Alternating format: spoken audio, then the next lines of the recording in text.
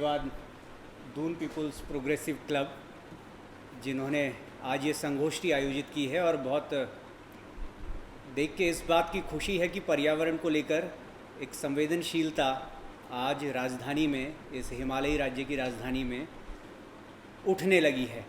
वरना पर्यावरण एक ऐसा विषय है जो आज तक भी हमारे राजनीतिक दलों में कहीं कोई मुद्दा नहीं बन पाया। रोटी, कपड़ा, रोजगार, स्वास्थ्य, शिक्षा, ये सब मुद्दे बनते रहे, लेकिन अभी 2 महीने पहले ही चुनाव समाप्त हुआ। इस संवेदनशील हिमालयी राज्य जिसने 2013 और 2021 में अप्रत्याशित आपदाएं देखी, उसमें पर्यावरण अभी तक पर्यावरण की संवेदनशीलता कोई मुद्दा नहीं है।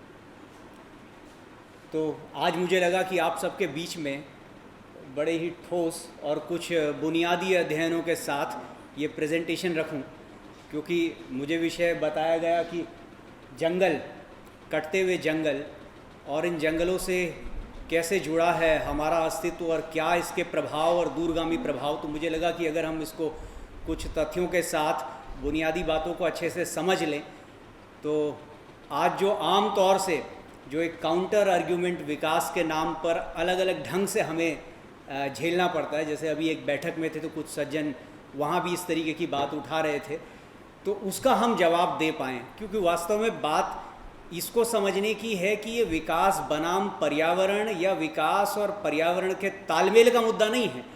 मुद्दा ये है कि विकास की परिभाषा को और विकास के सही स्वरूप को हम समझें कि वास्तव में विकास है क्या। क्योंकि बात ये होती है, आप लोगों से पूछा जाता है कि भाई आप विकल्प दो, ये नहीं कटेगा तो सड़क कैसे बनेगी, आप विकल्प दो, ये नहीं होगा तो ऊर्जा कैसे बनेगी, आप विकल्प दो। मेरा जवाब इस पर होता था कि देखिए, विकल्प हमेशा जो है वो जायज़ चीज़ों के बीच होते हैं।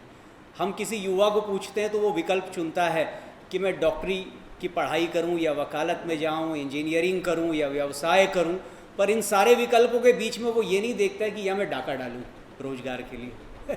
इसलिए जहाँ पर यहाँ हमारे संसाधनों पर डाका डालने की होड़ है और वो बोले कि भाई डाका डालना तो हम तब रोकें जब आप कोई विकल्प सुझाओ, तो भाई डाका डालने का कोई विकल्प नहीं होता। आप समझिए कि ये डाका है, ये विकास नहीं है। और विकास क्या है, जिस दिन हमारी ये बहस वहाँ केंद्रित हो जाएगी, जिस दिन हम उसे समझने लगेंगे कि ये विकास क्या है, उस दिन मैं समझता हूँ कि हमारे नीति निर्धारकों और सरकारों के बीच में विकास के उस सही स्वरूप का जो है अंकुर, उस सही स्वरूप का बीज हम रोपने में कामयाब होंगे। उसी कोशिश के लिए को साथ में रखते हुए मैं ये प्रेजेंटेशन अपना शुरू करता हूँ कि आज हम कहाँ पहुँच गए हैं। ये अगर हम देखें तो ये पहली स्लाइड में मैंने ये रखा है कि हमारा जो एक क्षेत्र है चारधाम का, इसको अगर आप देखें गूगल मैप में, अगर आप एक सर्किल खींचे तो 50 किलोमीटर की रेडियस के सर्किल के अंदर हमारी ये पूरी चारधाम की घाटियाँ कवर हो जाती हैं, जिसमें आपका कुछ ऋषिकेश, देहरादून का तराई का क्षेत्र भी आ जाता है। और कहा जाए कि गंगा यमुना का जो हिमालयी कैचमेंट है, बेसिन है, जहाँ से लगभग उनकी सारी वाटर बॉडीज़ इकट्ठा होती हैं, जुड़ती हैं और उनका पूरा स्वरूप निर्माण होता है। तो लगभग नीचे की फिर 60 करोड़ की आबादी जो गंगा सागर तक, उसकी वाटर और फूड सिक्योरिटी भी हमारे इस हिमालयी क्षेत्र से जुड़ी है। न केवल हमारा भविष्य जो एकदम तात्कालिक रूप से हमें प्रभावित होते हुए दिख रहा है, लेकिन लंबे समय के लिए पूरे देश की जलवायु परिवर्तन को नियंत्रित करने वाला ये एक क्षेत्र है। आगे बढ़ें। फिर अगर हम देखें कि केवल इस गंगा हिमालयी क्षेत्र के ऊपर ही विकास के नाम पर हम क्या कर, हमारी मुख्य बुनियादी नीतियां क्या हैं। ग्रामीण विकास नहीं है, हॉर्टिकल्चर नहीं है, एग्रीकल्चर नहीं है, या ऊर्जा के नाम पर सौर और अन्य चीज़ें नहीं हैं। लेकिन जिनको सरकार ने मुख्य रूप से जिन नीतियों को पुश किया वो क्या हैं, आगे बढ़ें। पहला है कि लगभग शुरुआती उसमें जब राज्य बना, 400 बांध परियोजनाएं हर छोटे गाढ़ गदेरे नदियों के ऊपर प्लान कर दी गई, जो लगभग 40,000 मेगावाट का पोटेंशियल इस राज्य को उपलब्ध कराएं। इसको एक बड़े विकास के रूप से यहाँ देखा गया। लगभग 70 बांध जो अभी भी विचाराधीन हैं, गंगा की जो मुख्य धाराएं हैं, गंगा, भागीरथी, अलकनंदा और मंदाकिनी, उनके ऊपर ही विचाराधीन थे इनमें। आगे बढ़ें। अगला हम देखते हैं तो बड़े बड़े एक्सप्रेसवे जैसे चारधाम हाईवे, जैसे कि अब हमारा जो पहले एक तीर्थ होता था, तो तीर्थ कहते हैं कि एक रिस्पॉन्सिबल टूरिज्म जिसको हम कह लें, लेकिन अब जो है पर्यटन टूरिज्म, जहाँ केवल जाएं, शोर शराबा, मौज मस्ती करें और अपनी गंदगी वहाँ फेंक के आ जाएं, उस तरीके के पर्यटन को बढ़ावा देने के लिए हर जगह चार धाम हाईवे जिसका एक उदाहरण है, जिस पर काफ़ी चर्चा हो चुकी, आगे बढ़ें, इस तरीके से हर जगह वो सड़कें पहुँचाई जा रही हैं। फिर अब भविष्य में रेलवे प्रोजेक्ट भी आगे चलाने की तैयारी है, और ये सब जो हो रहा है ऊपर अगर आप हेडिंग देख रहे होंगे, ये विदाउट कैरिंग कैपेसिटी, एक बुनियादी बात होती है कि हमारे घर में कितने मेहमान ठहर सकें, हम कोई गाड़ी लेते हैं, हर चीज़ की अपनी एक कैरिंग कैपेसिटी होती है, एक धारण क्षमता होती है। ये बिना उसके अध्ययन के, बिना उस पर क्या प्रभाव जाएंगे, हम बस इस हिमालय के संवेदनशील क्षेत्र को लादे जा रहे हैं, कहाँ से हमें बस तात्कालिक लाभ मिल सके, रेवेन्यू जनरेट हो सके, हम लादे जा रहे हैं। आगे बढ़ें। फिर अनरेगुलेटेड टूरिज्म है ही एक बड़ी बात, और जब जिसको मैंने अभी भी कहा, मैं हर जगह कह रहा हूँ कि ये टूरिज्म दिखने लगा है। जैसे कुछ वर्ष पहले शिमला में लोगों ने वापस करने लगे टूरिस्टों को कि जाइए, हमारे लिए खुद पानी का संकट खड़ा हो गया है। ये टूरिज्म जो है अब एक नया डिजास्टर बन के पनप रहा है, अनरेगुलेटेड और अनसस्टेनेबल टूरिज्म, जिस तरीके से हमारी सरकारें इसको बढ़ावा दे रही हैं। आगे बढ़ें। फिर अर्बनाइजेशन, ये एक बात है ही कि हमने अपनी पंचायतों को इतना, जिसको कहें कि कमज़ोर एक्ट से नवाजा है उत्तराखंड के भीतर, कि हमारी नगर पालिकाएँ जब चाहें जिस एरिया को ट्रांजिशनल एरिया घोषित करके उन पंचायतों को लील सकती हैं अपने तथाकथित विकास के लिए। आगे बढ़ें। बुग्यालों तक को हम नहीं बख्श रहे हैं। हमने देखा होगा बुग्यालों में भी अब शादी ब्याह पार्टियां कराई जा रही हैं, उनको किराए पर चढ़ाया जा रहा है। आगे बढ़ें। और फिर माइनिंग और कमर्शियल आपका जो क्रशिंग और अन्य सारी एक्टिविटीज़ हैं, ये सब अब पहाड़ों पर भी चढ़ती जा रही हैं, पहाड़ों में भी बढ़ती जा रही हैं। एक एक करके अगर हम ये देखेंगे, ये एक नक्शा है कि किस तरीके से ये सारे बांधों की श्रृंखला जो है, जिस पर हर तरीके से सरकार जोर लगा रही है कि ये आगे बढ़ें। इनके ऊपर सैद्धांतिक रूप से भी एक असहमति और सारे अध्ययन इनके विरोध में होने के बावजूद भी आगे बढ़ें। ये इधर यमुना घाटी से लेके उत्तरकाशी की यमुना भागीरथी से लेके और हमारा छिपला केदार क्षेत्र जो काली नदी है पिथौरागढ़ में, वहाँ तक ये पूरी श्रृंखलाएं हैं, मध्य और उच्च हिमालयी क्षेत्रों में। आगे बढ़ें। फिर ये चार धाम परियोजना जैसा जो ये पूरा का पूरा ये प्रोजेक्ट आया, जिसमें लगभग 700 हेक्टेयर जंगल जो है वो ऑफिशियली एक मुश्त दे दिया गया, और उसके अलावा अनअकाउंटेड जिसकी कोई गिनती नहीं है उसका कितना नाश हुआ इसका तो कोई अंदाज़ा ही नहीं है। आगे बढ़ें। माइनिंग, जैसे मैंने बताया, ये माइनिंग और क्रशिंग का भी अब धीरे धीरे पहाड़ों में भी ये अपने पैर पसारने लगा है। आगे बढ़ें। टूरिज्म के नाम पर बीच में अगर आप एक वो टाइम्स ऑफ इंडिया की खबर देख रहे होंगे कि पूरी लक्ष्मण गंगा, जो बड़ी सुदूर फूलों की घाटी, जहाँ पर हेमकुंड साहिब जिस जगह है, वहाँ पर वो लक्ष्मण गंगा जो है पूरी की पूरी जाम चौक हो गई है। राज्यसभा में नीचे जो मैंने कोट दिया है, खुद सरकार का कहना है कि लगभग 1406 टन सॉलिड वेस्ट जनरेट होता है हमारे उत्तराखंड में, जिसका प्रोसेस जो है प्रोसेसिंग 0% है। ये 2018 में सरकार के द्वारा स्वयं संसद में ये तथ्य दाखिल किया गया। लेकिन हम हर तरीके से, कोई तैयारी नहीं है क्या सब होगा, हम आमादा हैं कि लादा जाए टूरिज्म से, हर तरीके से टूरिज्म से हमारी घाटियों को। आगे बढ़ें। ये एक बड़ी बहस बनी थी कि केदारनाथ में इतना भारी भरकम निर्माण शंकराचार्य जी की समाधि को लेकर, और दूसरी तरफ उसी समय ये बात थी कि औली जैसे बुग्याल में, जिसका फिर हाईकोर्ट ने संज्ञान लिया कि एक तथाकथित व्यवसायी उनके पारिवारिक शादी के लिए इस पूरे के पूरे औली क्षेत्र को किराए पर दे दिया गया, वहाँ पर जो कचरा हुआ, प्रदूषण हुआ, वो अलग। तो हम कैसी परंपरा, कैसे नज़रिए को विकास के नाम पर न्यायोचित करार दे रहे हैं, ये बड़ी गंभीर बात है। इसीलिए मैं पर्यावरणीय दुष्प्रभाव क्या हो रहे हैं ये तो हम सब जानते रहेंगे, पढ़ते रहेंगे और हमारे अपने ऑब्जर्वेशंस में आते रहेंगे, लेकिन वो जो सोच है कि विकास के नाम पर हम किन चीज़ों को जायज़ ठहराने लगे हैं, उस सोच को हम कैसे काउंटर करें, ये बड़ी चुनौती हमारे सामने है। आगे बढ़ें। अब जैसे अभी आपका ये विरोध चल रहा है, पिछले वर्ष एयरपोर्ट एक्सपेंशन के लिए ये सारी बात चली थी, चार धाम रेलवे के लिए बात चली थी, और अब एक नया चलन ये भी हो गया है कि अगर कोई भी प्रोजेक्ट अगर पर्यावरणीय जो मानक हैं उन पर खरा ना उतरे तो उसे कह दिया जाए कि भाई ये तो देश की सामरिक रक्षा या डिफेंस के लिए आवश्यक है। ये बात चारधाम के लिए भी उठी और ये बात एयरपोर्ट एक्सपेंशन के लिए भी उठी। कुछ अन्य सड़कें भी बन रही थी, उनके लिए भी राजनेताओं ने ये बात उठा दी कि देखिए जी, भविष्य में तो जो है सेना को इसकी ज़रूरत पड़ेगी, इसीलिए डिफेंस के उससे उचित है। तो हर तरीके से मैं विकास के नाम पर कुछ भी करने के लिए हम किसी भी चीज़ को आड़ बना लें, माध्यम बना लें, ये सोच भी बड़ी हावी होती जा रही है हमारे तंत्र पर। आगे बढ़ें। अब इन सब के प्रभाव क्या हो रहे हैं? ये मुख्य नीतियां हैं जिनको सरकार हर तरीके से, चाहे केंद्र हो चाहे सुप्रीम कोर्ट हो, वहाँ पुश कर रही है। और इसके प्रभाव क्या हो रहे हैं? पिछले 20 वर्षों में 50,000 हेक्टेयर हमारा जो जंगल है वो समाप्त हो गया उत्तराखंड में। ये फॉरेस्ट डिपार्टमेंट के आंकड़े कहते हैं, ऑफिशियल आंकड़े, चाहे उसमें वनों का कितना कटान है।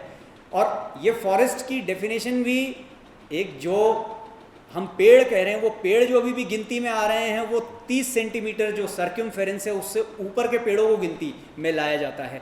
लेकिन जो ग्रीन कवर, जो छोटी झाड़ियां हैं या अन्य सारी वनस्पति है, उसको कोई गिनती में नहीं लाया जाता। इसीलिए वास्तविक कीमत क्या है उसकी, ये भी आज भी जो है फॉरेस्ट डिपार्टमेंट वो आकलन नहीं करता है। आगे बढ़ें।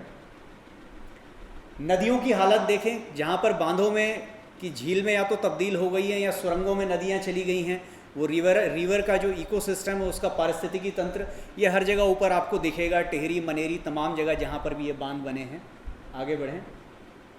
फिर बड़ा महत्वपूर्ण है जो आज ये बात हो रही कि जगह जगह जैसे भी ये पहाड़ी ढालों के ऊपर छेड़खानी हो रही है और ये सारे के सारा मलबा जो है नदियों की तरफ उड़ेला जा रहा है, या जहाँ ना चाहते हुए भी नदियों की तरफ जा रहा है, उससे रिवराइन इकोलॉजी, जिसको कहा जाता है कि नदियों की जो किनारे की ढाल है वो अपूरणीय क्षति है, उसको आप दोबारा नहीं लगा सकते हैं। तो वो सारा का सारा हमारा लॉस हो रहा है। आगे बढ़ें। ये आप देख सकते हैं जगह जगह डंपिंग की तस्वीरें, ये आपके स्वयं के अनुभव में भी कई जगह आया होगा। आगे बढ़ें। वन्य जीवों की तो कहीं कोई पूछ ही नहीं है, वो केवल कागज़ों तक और सरकारी रिपोर्टों तक उनका जो हालचाल है वो सीमित है। आगे बढ़ें। ये तमाम वाइल्ड लाइफ इंस्टीट्यूट्स की रिपोर्ट हैं जो बता रही हैं कि किस तरीके से वन्य जीवों का जीवन किस तरह से संकट में हो गया है। आगे बढ़ें। फिर हमारे जो पहाड़ी ढाल कमज़ोर होते जा रहे हैं, जिसके कारण मृदा क्षरण मिट्टी जो है वो लगातार बहती जा रही है, हमारी वो टॉप सॉइल, उसको हम खोते जा रहे हैं। आगे बढ़ें। और इसका प्रभाव आ रहा है कि खुद ये रिपोर्टें कह रही हैं, जो ये IUCN की रिपोर्ट है, कि भाई हमारा 70% जो भूभाग है उत्तराखंड का, हिमालय का, वो जो है डिग्रेडेड हो गया, उसका क्षरण तेजी से होता जा रहा है। ये खुद रिपोर्टें निकल के सामने आ रही। आगे बढ़ें। किस तरीके से फिर भी विस्फोट हो रहे हैं, हर जगह पानी के स्रोतों को चोक किया जा रहा है। आगे बढ़ें। लैंडस्लाइड्स जितनी खड़ी हो रही हैं, अभी बता रहे थे चारधाम में ही अंतिम दिन, जिस दिन सुप्रीम कोर्ट ने इसको क्लियर किया, उस दिन स्वयं रक्षा मंत्रालय और सड़क मंत्रालय ने सुप्रीम कोर्ट को एक सूची सौंपी, जिसमें कहा था कि हाँ साहब, हम मानते हैं कि इन सब के कारण 200 भूस्खलन क्षेत्र जो है यहाँ पर संवेदनशील क्षेत्र खड़े हो गए हैं। आगे बढ़ें। इस तरीके की लैंडस्लाइड्स हैं, स्लोप्स हैं, जो बिल्कुल आगे आने वाले समय में क्या रूप लेंगे ये तो भविष्य ही बताएगा। आगे बढ़ें। फिर एक बड़ी महत्वपूर्ण बात है कि जो मिट्टी है, आज रिपोर्ट कह रही हैं कि हमारे यहाँ की और ख़ासकर इस गंगा का जो ये क्षेत्र है, इसकी मिट्टी हम पूरे देश से 3 गुना ज़्यादा है सॉइल इरोजन का रेट। लगभग 11.2 ton per hectare per year हम खोते जा रहे हैं। और ये मिट्टी जो है, ये जो टॉप सॉइल, ये सोना है। और ख़ासकर ये हिमालयी क्षेत्र की मिट्टी, ये हिमालय क्षेत्र कहते हैं कि कार्बन सिंक है। पूरे विश्व में हमारा जो है जो पर्यावरण की में कार्बन डाइऑक्साइड रिलीज होती है, इसको ये अपने भीतर बड़ी मजबूती से बांध के रखता है। लेकिन जब ये मिट्टी हम इतनी तेज़ी से खोते जा रहे हैं, ये नमी और जल स्रोत खोते जा रहे हैं, तो वापस ये कार्बन जो है रिलीज़ होकर पर्यावरण में जा रही है। आगे बढ़ें। इस तरीके से गाढ़ गदेरे, ये नीति आयोग की रिपोर्ट, इसके बाद आगे बढ़ें। नीति आयोग की रिपोर्ट खुद बता रही है कि 60% हिमालय में जल स्रोत सूखने की कगार पर आ गए हैं। और कहीं ना कहीं हमारी विकास को लेकर जो पर्यावरण और हिमालय संवेदनशीलता को की जो अनदेखी है पारिस्थितिकी तंत्र की, वो जिम्मेवार है। तो खुद नीति आयोग बोल रहा है कि 60% जल स्रोत, और जल स्रोत सीधे सीधे जंगल से जुड़े हैं, जंगलों के स्वास्थ्य से जुड़े हैं। आगे बढ़ें। ये एक उदाहरण है जोशीमठ में जो परियोजना बनी, और दूसरी तरफ ये टनल जहाँ से गंगाधर जी आए हैं मंदाकिनी घाटी की, जहाँ भी आप देखें ये सुरंग निर्माण हिमालय में, कोई ऐसा अध्ययन नहीं है जिसको हाइड्रोजियोलॉजिकल स्टडी बोलते हैं कि कैसे अलाइनमेंट में, क्योंकि जगह जगह पानी के स्रोत पंक्चर हो रहे हैं, सारा पानी रिस्क के समाप्त हो रहा है, लेकिन इसकी तरफ हमारा ध्यान नहीं है। विकास के नाम पर इस सबको जायज़ मान लिया जा रहा है। आगे बढ़ें। और परिणाम क्या हो रहा है? परिणाम ये हो रहा है कि जब सारी नमी हमारे जंगलों से ख़त्म, तो जंगलों में जो आग लगाने की जो घटनाएं, जो कि 99% कहते हैं कि आदमी ही लगा रहा है, ह्यूमन इंड्यूस्ड हैं ये फायर, लेकिन जो तेज़ी से ये फैल रही हैं क्योंकि जंगलों में नमी घट गई, इसीलिए अब इन पर नियंत्रण कर पाना बहुत कठिन है। आज की डेट में भी आप देख लीजिए, ऊपर पहाड़ों में जंगल सुलग रहे हैं, बड़ी तेज़ी से जंगल सुलग रहे हैं। और जब ये जंगल जल रहे हैं, और पिछले वर्ष तो ये जंगल सर्दियों में भी जले, अब सर्दियों में भी ये आग लगने की घटनाएं हो रही हैं। फायर सीजन फॉरेस्ट डिपार्टमेंट कह रहे हैं बढ़ गया है, वो ड्यूरेशन बढ़ गई है, तो इनका सीधा का सीधा दुष्प्रभाव जो है हमारे ग्लेशियर्स के ऊपर पड़ रहा है। ग्लेशियर पर आगे बढ़ें। ये आप देख रहे होंगे, ये मिनिस्ट्री की प्रेस इंफॉर्मेशन ब्यूरो का पिछले वर्ष 2020 का रिलीज़ है, जिसने वाडिया की एक स्टडी का हवाला देते हुए कहा है कि गंगोत्री ग्लेशियर के ऊपर 400 गुना ज़्यादा ब्लैक कार्बन का कॉन्सेंट्रेशन पाया गया। तो अगर इतनी भारी तादाद में ब्लैक कार्बन हमारे ग्लेशियर्स के ऊपर डिपॉजिट होगा, तो कैसे हमारे ग्लेशियर सुरक्षित रहेंगे, कैसे नदियाँ, कैसे पानी के स्रोत, और आपदाएं तो फिर बढ़ना लाजमी है। सोशल इम्पैक्ट में हम देखें, हर जगह जो है कहीं ना कहीं मकान धंस रहे हैं, कहीं भूस्खलन हो रहे हैं, ये असुरक्षा का भाव वो बढ़ता जा रहा है। बस विकास के नाम पर एक लोभ है जो व्यक्ति में जगा है कि क्या पता कुछ अच्छा हो जाएगा, कुछ अच्छा होगा, सारी दुनिया कह रही है, समाज कह रहा है कि यही विकास है तो कुछ भला होगा। तो चंद लोगों का स्वार्थ सध रहा है और अधिकांश लोगों में लोभ जग रहा है, और इसके कारण ये तथाकथित विकास की गाड़ी हमारी चलती जा रही है। लेकिन धरातल पर अगर हम देखें तो कहीं ना कहीं हमें उसकी सच्चाई नज़र आती है। आगे बढ़ें। ये हर जगह इस तरह से दुष्प्रभाव हमें देखने को, आगे बढ़ें। चारधाम में ये उसमें कितने एक्सीडेंट, लैंडस्लाइड्स और इस सब के कारण, ये हम लोग चर्चा करते थे कि ये कोविड के कारण चारधाम यात्रा बंद रही। ये भी एक तरीके से ये किस्मत की ही बात रही, क्योंकि अगर चारधाम यात्रा चालू होती तो पिछले 2020 और 21 में जितने भूस्खलन हुए हैं और जितने बड़े बड़े जिसको कहें कि स्लो फेलियर के कारण जो दुर्घटनाएं हुई हैं, कोई भी बड़े हादसे हो सकते थे। आगे बढ़ें। हमारे गांव, तमाम सारे एरिया, ये सब धंसते जा रहे हैं। आज भी अब उत्तराखंड में ये रिपोर्ट बनाई है सरकार ने कि कितने गांव विस्थापन की कगार पर हैं इन प्राकृतिक आपदाओं से। आगे बढ़ें। सांस्कृतिक रूप से अगर हम देखें तो क्या हो रहा है, आज लोग कह रहे हैं जिस गंगा को, जिन नदियों को माँ मानते थे, उनके किनारे अंतिम संस्कार करते थे, आज वो कह रहे हैं कि भाई पानी छोड़ो तब हम अंतिम संस्कार कर पाएंगे। ऐसी स्थिति बन रही है। आगे बढ़ें। हमारे जो तमाम धाम है, मैं कह रहा हूँ ना कि ये धामों को दामों में बदलने की होड़ है, चाहे वो प्रयाग हो, चाहे अन्य सब जगह हो, उनको इस रूप से या तो उनका सांस्कृतिक और पौराणिक स्वरूप नष्ट हो रहा है और उसको मॉडर्न पर्यटन का रूप दिया जा रहा है। इसीलिए ये सोच, ये संस्कृति और हमारी चेतना में वो संस्कार, वो हमारा दृष्टिकोण, वो भी बदलता जा रहा है। आगे बढ़ें। ये अभी एक हाल ही एक गांव का उदाहरण है जहां पूरी ग्राम सभा एकजुट हो चुकी है, चमोली में हाट गांव, जो शंकराचार्य का बसाया है। आज भी उनके बसाए हुए लोग यहाँ पूजन करते हैं और ये गांव, लेकिन अब इस पूरे गांव को एक बांध परियोजना की डंपिंग जोन में तब्दील करने की तैयारी है, जिसको लेके बड़ा अभियान पूरी ग्राम सभा ने छेड़ा हुआ है वहाँ कि हम लोग ये नहीं होने देंगे। आगे बढ़ें।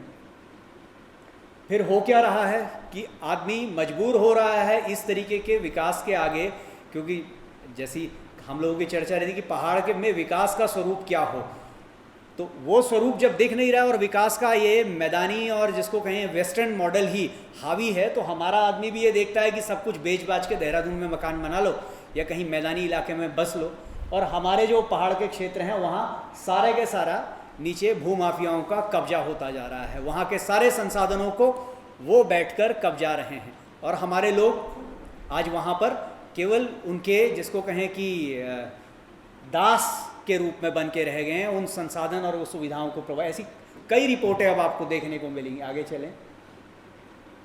और परिणाम इसका फिर यही आता है कि आज पूरे देश में यही एक राज्य है जहाँ पर पलायन आयोग का गठन हो चुका है, क्योंकि हम कह रहे हैं कि पलायन के पीछे और मुख्य रूप से देखें तो ये आपदाएं और ये डिफॉरेस्टेशन ये मुख्य कारण है। और अब तो ये रिपोर्ट भी हाल ही में रिपोर्ट आई है कि जो क्लाइमेट चेंज के कारण जो आपकी खेती और इस पर दुष्प्रभाव आ रहे हैं वो और ज़्यादा इस पलायन को बढ़ावा देंगे। आगे बढ़ें। और दूसरी तरफ ये एक तस्वीर आपको नज़र आ रही है कि हम सांस्कृतिक रूप से भी देखिए, एक तरफ पुराने लोग आज भी टिहरी में उसको गंगा को माँ मानते हुए उस झील के किनारे अपने लोगों का अंतिम संस्कार कर रहे हैं, लेकिन दूसरी तरफ हमारी देवभूमि की सरकार वहीं जो है सी प्लेन उतारने और एक फ्लोटिंग रेस्टोरेंट बनाकर उस झील को अब गंगा नहीं टेरी लेक के नाम से एक फेस्टिवल के तौर से प्रमोट कर रही हैं और उस झील को सैर सपाटे और मनोरंजन का केंद्र बना रही है। तो क्या ये हमारी प्राचीन परंपराओं पे तमाचा नहीं? वो लोग जो आज भी 50 फीट दूर जूते चप्पल उतार कर अपने परिजनों का अंतिम संस्कार कर रहे हैं और दूसरी तरफ आज हमने उसको टूरिज्म के नाम से प्रमोट करने लगे हैं। तो आखिर हम क्या नज़रिया, क्या दृष्टिकोण हम स्थापित कर रहे हैं? वो सांस्कृतिक मूल्य कहाँ हैं? और जब किसी समाज में मूल्य नहीं रहते, उसकी परंपराएं नहीं रहती, तो उस समाज में भटकाव आना स्वाभाविक है। आगे बढ़ें। और उस भटकाव का ही कारण है, अब देखिए शराब की अगर बिक्री करनी हो तो हमारी सरकारें जो है वैन, मोबाइल वैन तक उतार लेती हैं। आज वो स्थान थे जो एक समय केदारनाथ में या गंगोत्री उच्च हिमालयी क्षेत्रों में जो गुफाएं जो वहाँ या तो वन्य जीवों के लिए या साधक साधु जो अपने रम गए हैं आध्यात्मिक खोज के लिए, उनके लिए फ्री होते थे। आज उन गुफाओं को भी कमोडिटी बनाकर वो तक नहीं छोड़ा, उन्हें तक टूरिज्म के नाम पर मेडिटेशन स्वीट्स में बदलकर प्रमोट किया जा रहा है।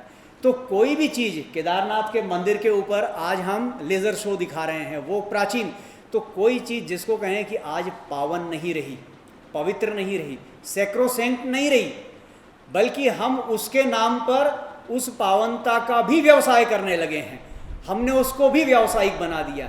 इसीलिए हर चीज़ को जब धामों को दामों में बदलने की ये प्रवृत्ति जो है, ये यही मैं समझाना चाह रहा था शुरू में कि ये जो विकास है, ये विकास ये है। इस विकास की नज़र केवल ये है कि आप हर चीज़ को कंज्यूम करते जाएं, इसमें कोई वैल्यू जजमेंट नहीं है, कोई मूल्यांकन नहीं है कि किसका क्या स्थान है। और जब हमारे जीवन में कोई मूल्यांकन नहीं होगा, अगर हम अपने संबंधों को, मित्रों को, भाई बहन, माता पिता, गुरु, अगर कमर्शियल नज़र से या किसी एक ही दृष्टि से देखने लग जाएं, तो फिर क्या होगा? उपद्रव ही होगा समाज में। सारा का सारा जो ऑर्डर है वो डिसऑर्डर में तब्दील हो जाएगा। आगे बढ़ें। और इसीलिए ये परिणाम है कि आज देवभूमि का 60% युवा जो है नशे की गिरफ्त में आ चुका है। ये तमाम रिपोर्ट, क्योंकि कोई मूल्य ही नहीं है, कोई आदर्श नहीं है उसके सामने जीवन जीने का। आप केवल ये रख रहे हैं कि आप जितना कंज्यूम कर सको और हर चीज़ को अपने उपभोग के लिए रेवेन्यू में तब्दील करने की आप में अगर काबिलियत है तो आप जो है बड़े विकासवादी हैं। ऐसी सोच को, ऐसे नज़रिए को अगर आप समाज में परोसेंगे तो आपका युवा जो है वो भटकेगा ही।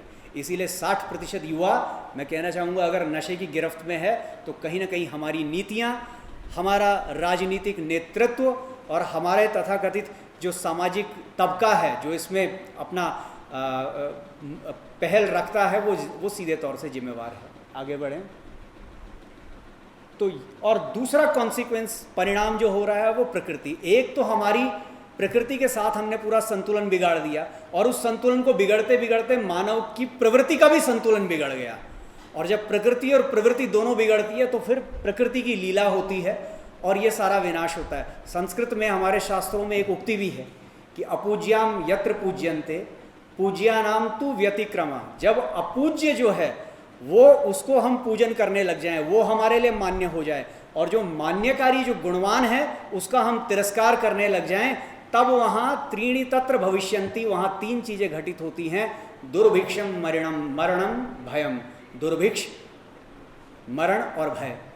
तो कहीं ना कहीं प्रकृति की ये आपदाएं हैं। और बाईं तरफ आप वो देख रहे होंगे, नासा का एक ग्राफ है जो दिखा रहा है कि इस धरती का जो 1.5 डिग्री से ऊपर तापमान बढ़ा है, उसमें वो जो लाल निशान है वो दिखा रहा है कि मुख्य जो अपराधी है, मुख्य जो फैक्टर है, वो ह्यूमन ड्राइवर्स ही हैं, यानी मनुष्य ही है जिसने आज मानवता को विनाश के कगार पर ले आया है। फिर भी अगर हम बात करें कि नहीं जी विकास के लिए ज़रूरी है, तो कहीं ना कहीं फिर हमें सोचना है जी विकास, आखिर ये विकास क्या है। तो आज आवश्यकता हो गई है उस विकास को पुनर्परिभाषित करने की। तो आगे बढ़ें, मैं इसको समापन की तरफ ले जाऊंगा। ये वीडियो हमने सब देखा ही था कि किस तरीके से ये सारे मजदूर बेचारे जो ऊपर उस बैराज के ऊपर थे, किस तरह से इस 2021 7 फरवरी 2021 को जो आपदा आई उसमें बह गए तिनकों की तरह, जैसे कोई मानव जीवन का कोई मूल्य ही नहीं। देखिए किस तरह से ये बह जाए। आखिर इसका जिम्मेवार कौन? और मैं कहूँ हमने तो ये बात लिखी भी, रवि जी चेयरमैन थे, हम लोग उस कमेटी में थे, 2013 आपदा के बाद बनी। साफ शब्दों में ये रिकमेंडेशन थी कि मेन सेंट्रल थ्रस्ट के ऊपर और पैराग्लेशियल जोन्स में को इन बांध परियोजनाओं के हस्तक्षेप से मुक्त रखा जाए, और दूसरा इन बांध परियोजनाओं में जो अर्ली वार्निंग सिस्टम है ये अगली मॉनसून से पहले लग जाना चाहिए। आज अब लगाया जा रहा है अर्ली वार्निंग, तो ये नहीं हुआ। और इस बात को पर्यावरण मंत्रालय ने सुप्रीम कोर्ट में स्वीकारा कि भाई ये एक्सपर्ट बॉडी ने बड़ी ही महत्वपूर्ण फाइंडिंग्स को रखा है और ये एक डेंजरस लेकुना है यहाँ पर बनने वाले हाइड्रो पावर प्रोजेक्ट्स में। ये शब्द हैं मंत्रालय के सुप्रीम कोर्ट के भीतर दाखिल हलफनामे में। तो उसके बावजूद भी 7 साल तक कुछ नहीं करते और इस तरीके से होने दिया जाता है। और 7 साल बाद अगर ये हादसा हो रहा है तो क्या इसे आपराधिक लापरवाही नहीं कहा जाएगा? क्या क्रिमिनल नेग्लिजेंस का जो मुकदमा है वो इन नीति निर्धारकों के ऊपर नहीं चलना चाहिए? तो ये चीज़ें सामने इस तरीके से हमें उसको, जो मैंने कहा कि पुनर्परिभाषित करके और सरकारों के सामने इसको नए ढंग से रखने की आवश्यकता है। आगे बढ़ें।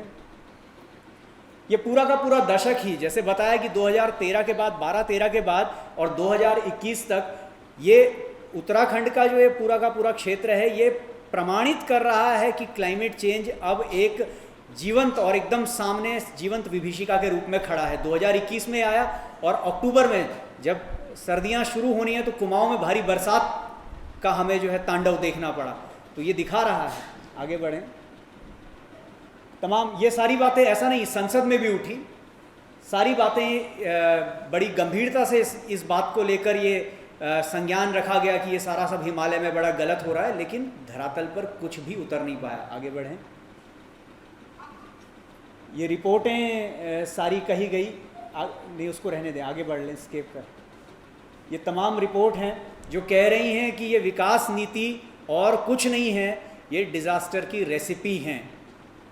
लेकिन हम नहीं समझने को तैयार, क्योंकि वो विकास का जो एक काउंटर आर्ग्यूमेंट अलग अलग तरीके से हमारे दिमागों में भर दिया जाता है, हम कहीं ना कहीं उसमें प्रभावित होकर बह जाते हैं। हम उस विकास के उस आर्ग्यूमेंट, विकास के उसको चुनौती नहीं दे पाते हैं, उस नैरेटिव को। आगे बढ़ें।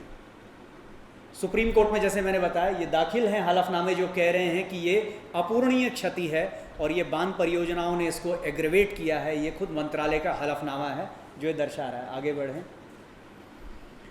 आगे बढ़ें। ये तमाम रिपोर्ट एक्सपर्ट्स बॉडी की ये बात कह रही हैं। अब बात ये है कि भाई क्या समाधान है, जो ये बात, तो अब इसका समाधान यही है कि हमारे विकास का पूरा स्वरूप प्रकृति केंद्रित होना चाहिए। और इसकी एक पहल जो है 2012 में हुई। आगे बढ़ें। इस डेवलपमेंटल मॉडल के हिमालयी क्षेत्र में, जहाँ से मैं स्वयं आता हूँ गंगोत्री घाटी से, तो ये पहल हुई कि भाई कम से कम गौमुख से उत्तरकाशी तक ये गंगा की उद्गम घाटी है, इसको इको सेंसिटिव जोन घोषित कर दिया जाए और सारी गतिविधियों को, आगे बढ़ें, 3 कैटेगरी में बांट दिया जाए। ये सब जगह के लिए होना चाहिए। और हमने एक प्रस्ताव फिर इस पर चिंतन मंथन करके पूरे गंगा के बेसिन, गंगा सागर तक के लिए दिया है। लेकिन खासकर जो ये ऊपरी हिमालयी क्षेत्र है उसके लिए बड़ा स्पष्ट है कि आप जो वहाँ के रहने वाले लोग हैं, जो अनुभवी लोग हैं, जो वहाँ का वैज्ञानिक वर्ग है जिसका अध्ययन है, वो सारी गतिविधियों को 3 श्रेणियों में बांट दे। कौन सी प्रोहिबिटेड होनी चाहिए, कौन सी रेगुलेटेड होनी चाहिए और कौन सी प्रमोटेड होनी चाहिए।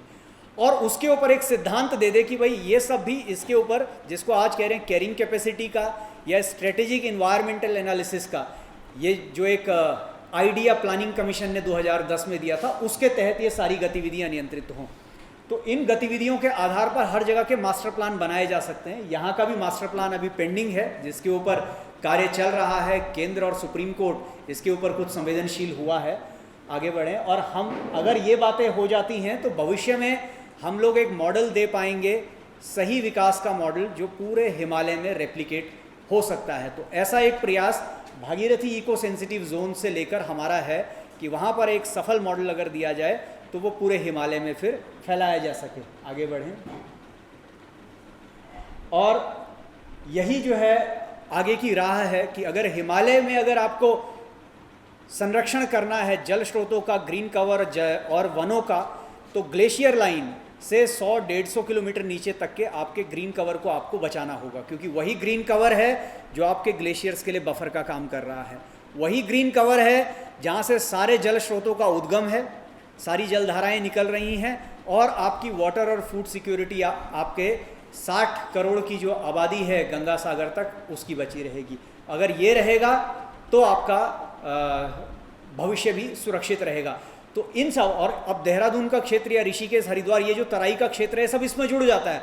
उसी के साथ फिर इन सारे क्षेत्रों का मास्टर प्लान, जैसे अभी बात हो रही है यहाँ पेड़ों के कटान की, आखिर कैरिंग कैपेसिटी, कितने यात्री या कितने लोग यहाँ का पारिस्थितिकी तंत्र संभाल लेगा, कहाँ से पानी आएगा, उनका जो सेफ डिस्पोजल है वो कैसे रहेगा, इन सब चीज़ों पर जब चर्चा होगी तो आप हम में से हर कोई व्यक्ति अपने अपने कंजम्पशन पर एक लक्ष्मण रेखा खींच सकेगा।